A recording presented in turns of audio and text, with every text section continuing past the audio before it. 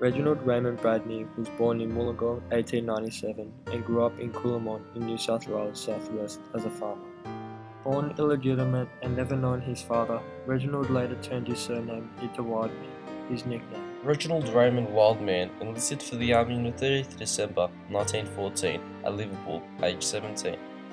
With no previous military experience, he enlisted as a private in the 4th Reinforcements, 2nd Battalion for Gallipoli. He left Sydney on board the HMAS A8 Argyllshire on the 10th of April 1915. Wildman arrived at the Anzac Cove, Gallipoli on the 31st of May 1915 and was set to go to battle, but only a few days later, on the 1st of June, suffered influenza and was sent to hospital. He was then taken to the convalescent camp in Cairo, Egypt, for another 8 days until the 9th, where he rejoined the diggers on the 13th, returning to Gallipoli. Reginald fought for a month in Turkey until being admitted to the fleet sweep on the 19th of July with diarrhea, and transferred to the casualty clearing station at Limnos, Greece, on the 29th of July 1915.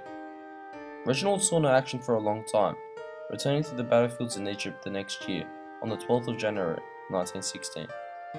After battling for 3 months in Tel el-Kebir, Egypt, Reginald became sick yet again in April 1916, suffering pneumonia and gastritis for the following 3 months, hospitalized in Alexandria. After fully recovering, Reginald went to Marseille, France with the British Expeditionary Force on June the 19th. From there, Reginald battled in Fromelles, joining the 54th Battalion. He was reported missing on the 20th of July 1916, and on the 4th of April 1917, it was confirmed that he had been killed in action. A statement viewed through the eyes of Lance Corporal W. H. Pillow gives us an idea of the scene of Reginald's death.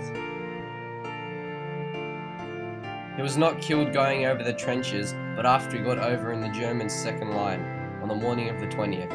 I was standing shoulder to shoulder with him up to the moment he was killed. He was hit by a sniper from behind, the bullet passing through his head. He had been working all night with me, trying to build up the trenches. It happens at Flebay. I took his paybook and his identification disc and was forced to give them up to the Germans with my own paybook.